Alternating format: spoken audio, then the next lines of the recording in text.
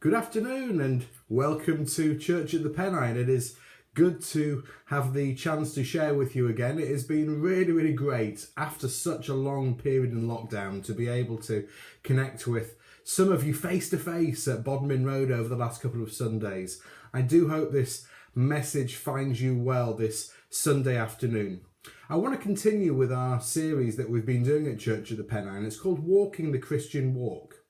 And what we've spent quite a lot of time doing is thinking of those key disciplines that we need to cultivate in our own lives in order for us to be the most effective followers of Jesus that we can be. And we've thought about quite a lot of things that actually it's down to us to work out how we implement and put those in place into our lives so that we can be as best as we can be for God's kingdom. I want to change tack just a little bit today, but again, still on the theme of walking the Christian walk.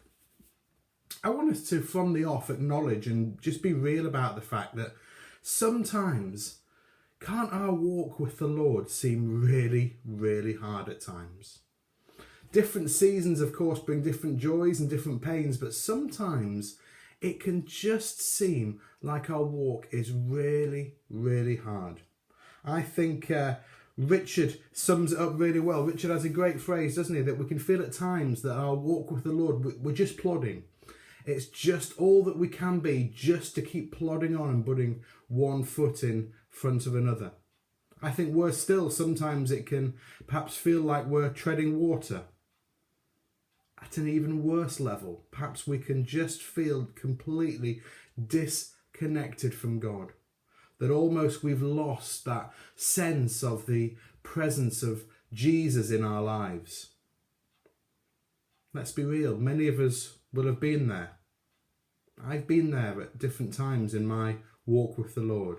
For some of us, lockdown may have left us just with a sense of a feeling that we've just been cast adrift, that we've lost our hold on Jesus, that his guiding hand doesn't just feel as real and as tangible as it may have done in previous seasons. I think we need to really be clear on ourselves and give ourselves a little bit of a break. Sometimes that's not because we've done something. We haven't done anything maybe that has caused that. Sometimes I think just the ebb and flow of life can just leave us in that place, can't it? But as I spent some time in recent weeks just looking at the early chapters of Luke's Gospel, a particular passage really spoke to me about perhaps what we can do about the fact if we do find ourselves in this place. Maybe you're in that place at the moment and this is a message that you really need to hear at the moment. I hope it blesses you in some way. I wonder if you have your Bible with you, if you could just grab it and have a look at Luke chapter 2 verses 41 to 52. It is absolutely fine to perhaps pause this video to take a moment to read the passage. That's Luke chapter 2 verses 41 to 52. As I say, feel free to pause the video now if you want to take a look at it.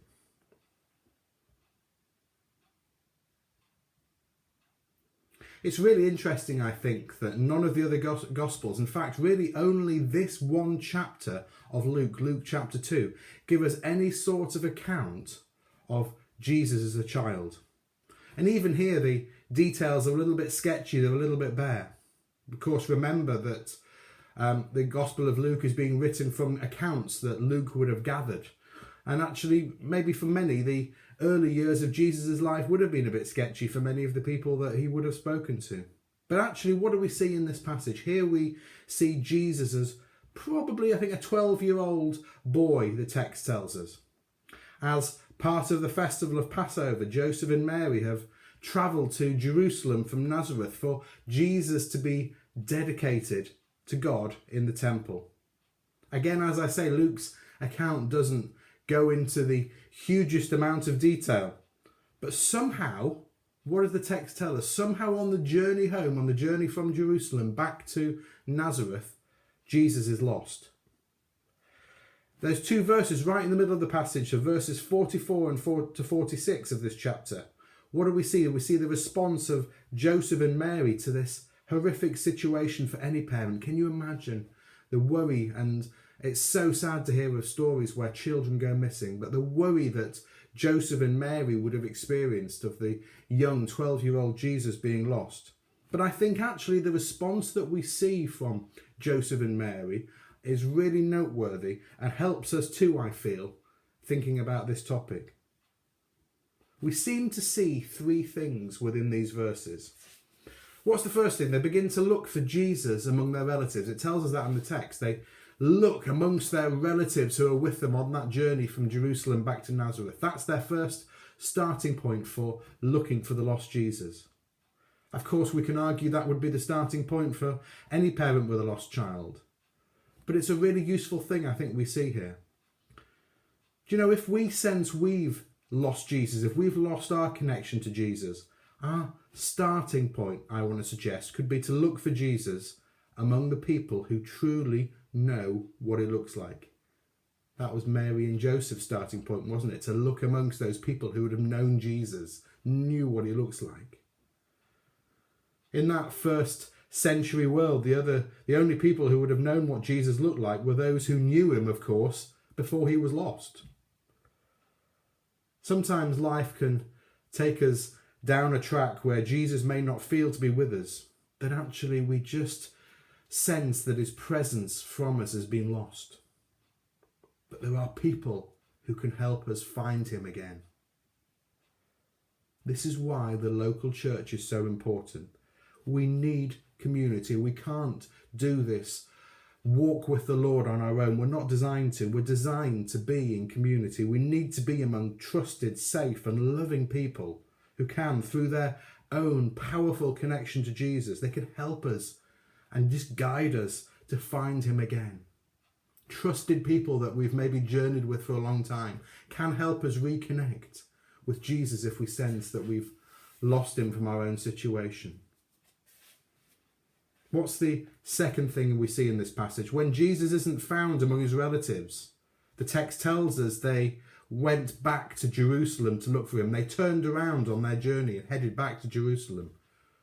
It's a logical approach, isn't it? To head back to the last place where they saw him. Sometimes if we find ourselves have lost Jesus, when we just can't feel his presence, we too maybe need to return to that last place that we met him in. Perhaps our task is to think back to the last time that his presence with us felt so real and powerful, so tangible, that we just had a sense of being in the presence of Jesus. What might it have been for you? Was it a particular quiet time? Was it a focused and time where you maybe reflected on a part of the Bible? Was it in a particular time of prayer, either on your own or with someone else? Was it a particular worship song that just connected you to Jesus afresh? A podcast, perhaps even a time when we served or took the time to encourage a Christian brother or sister. Where was the last time that you really felt Jesus and saw Jesus in your situation? What was it for you? Perhaps you need to head back to that place you last met him in order to reconnect with him again. Thirdly, you just can't imagine the worry, can you? Verse 46 tells us that it was 3 days that they looked for Jesus for. 3 days. What a horrendous situation for Joseph and Mary. But of course, they, like any parent, they don't give up and they eventually find him. For us, Jesus can be found again. I believe that for all of us. But we can't give up until we do find him. It might take us a while, but we can't give up until we find Jesus again. There's too much at stake. The task is ours and we must not give up. Jesus is there to be found by all who seek him. Do you know, sometimes I think we can get it the wrong way around, can't we? We almost have an expectation for Jesus to follow us. We say, come on, Jesus, I want you to come on my journey with me. But that's just the wrong way around, isn't it? What does it tell us in our Bibles? It's us that are invited on the adventure of following Jesus, not the other way around. We can fall into a trap of thinking that his presence with us shouldn't require any effort on our part. Well, on one occasion, Jesus, I've invited you to be part of my journey, but that's just not realistic. We need to be the one following him, and we need to focus on keeping up with who and what we're seeking to follow. To follow is more than a one-time decision. We need to seek, knock on the door, ask him and invite his presence into our lives on a daily basis. Jesus will always be found by those who endlessly seek him. He wants to dwell with us. He is a God of community. He wants to dwell with us and be in our lives, but we need to invite him in. Even Joseph and Mary lost Jesus. The parents of the Son of God knew what it was like to feel out of touch and away from their child. That should really speak to us. I wonder, now you may be feeling that sense of the presence of Jesus isn't so tangible. You may just feel that you've been cast adrift and you feel that you're just floating. As I say, it's a place we can all find ourselves in. But what's the key thing? The key thing is, if we do find ourselves in that place, what is our response to it? Our response is critical. There's too much at stake for us to not do anything about it. What are you going to do about that if that's the situation you find yourself in? Who do you need to reach out to? Who do you need to pick up the phone to? And just be honest and say, I'm just feeling a little bit lost at the moment. Let me encourage you to follow the guidance that David has tried to give us on Slack over recent days. Let's look out and journey together with each other. Let's look out for those that are maybe have just fallen away, that we've not heard from for a few days. Perhaps they might be someone who's feeling in this place a little bit. So pick up the phone to people. Send them a message. Encourage them. Tell them that you're praying for them. Ask them if there's anything that they need prayer for.